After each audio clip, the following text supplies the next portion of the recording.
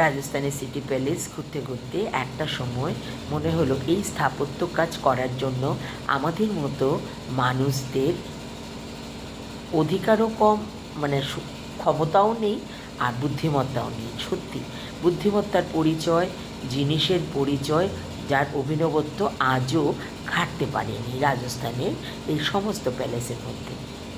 আর আমি প্যালেসের মাঝে মাঝে বসে বসে চিন্তা করি যে কত রকমভাবে তারা রানীদেরকে লুকিয়ে রাখার জন্য ব্যবস্থা, প্রথম তারজালির মতো কি একটা নেটের ব্যবস্থা করলো, আবার আরেকটা নেটের ব্যবস্থা করলো যেখান দিয়ে শুধু হাওয়া যায়, রানীরা ঠান্ডায় থাকবে।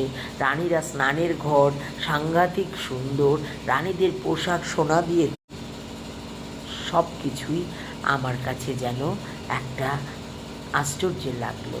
কিন্তু আমি নিজেকে যখন রানীর জায়গায় দাঁড় করালাম তখন মনে হলো কষ্টময় একটা জীবন ছিল রানীদের। আর সেইগুলো বিচার করলে আজকালকার সাথে সেটার কোনো বিচারই হয় না সেই সময়।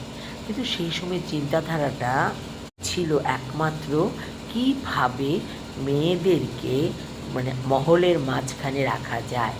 রাজারা একাধিক বিয়ের সাথে সাথে সেই বিয়েগুলি যদি রাজনীতির সাথে যুক্ত থাকে, তার সাথে সাথে তাদের মেয়েদের অধিকারকে নিজেদের অধিকারের মধ্যে প্রতিষ্ঠিত করতে চেয়েছে। আশ্চর্য লাগে।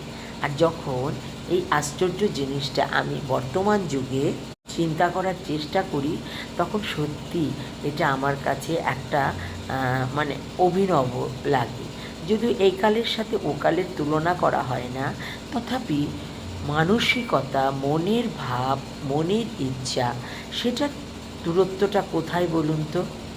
সেই কত শতাব্দী আগে একটা মহিলা যখন তার বাইরে আসতে তার ইচ্ছে করতই, ছিল তার অনধিকার চর্চা।